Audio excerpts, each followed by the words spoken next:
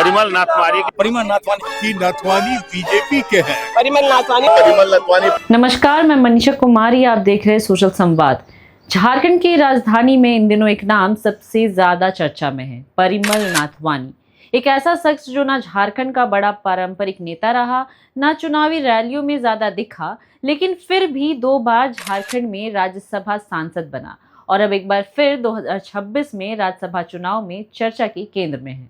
कोई इन्हें रिलायंस के बड़े अधिकारी के तौर पर जानता है, तो कोई मुकेश अंबानी की करीबी के रूप में जानता है, तो कोई इन्हें झारखंड में विकास कार्यों से जोड़कर देखता है। लेकिन सवाल ये है, आखिर कौन है परिमल नाथवानी?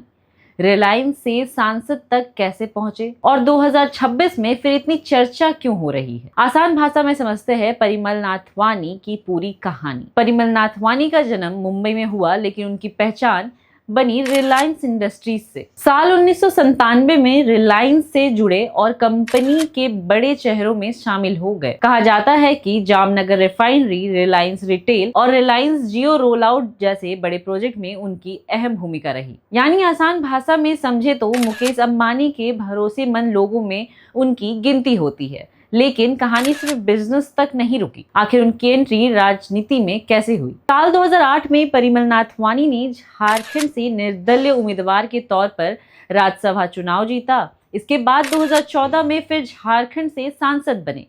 यानी यही सवाल उठने लगे कि आखिर झारखंड से सीधा राजनीतिक कनेक्शन ना होने के बावजूद नाथवानी यहां से सांसद कैसे बने? समर्थकों का कहना है कि सांसद रहते हुए उन्होंने गांव गोद लिया, खेल और विकास से जुड़े काम किए, लेकिन विरोधी उन्हें कॉरपोरेट इन्फ्लुएंस वाला कैंडिडेट बताते हैं। अब हम आपको बता दें, आंध्र प्रदेश कैसे पहुंचे परिमल नाथवानी। फिर आया 2020। परिमल नाथवानी झारखंड की जगह आंध्र प्रदेश से राज्यसभा सांसद बने। उन्होंने वाईएसआर कांग्रेस पार्टी का समर्थन लिया और वहीं से संसद पहुंचे। यानी राजनीति में उनका सफर जारी रहा, बस राज्य बदल गया। आखिर 2026 में फिर चर्चा में क्यों? अब 2026 झारखंड राज्यसभा चुनाव में नाथवानी फिर चर्चा में हैं। उनके नामांकन को लेकर विवाद हुआ, सवाल उठे, लेकिन अब चुनाव लड़ने का रास्ता साफ हो चुका है और इसी वजह से एक बार फिर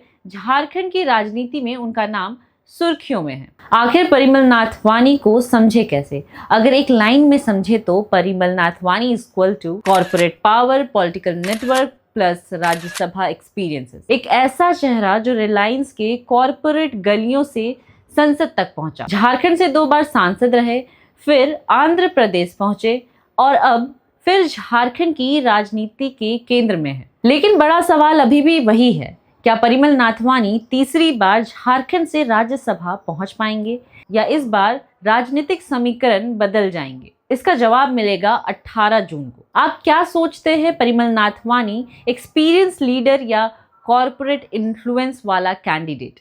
कमेंट कर जरूर बताएं। बाकी तमाम खबरों के लिए देखते रहे सोशल संवाद। मैं मनीषा, सहयोगी पंकज के साथ।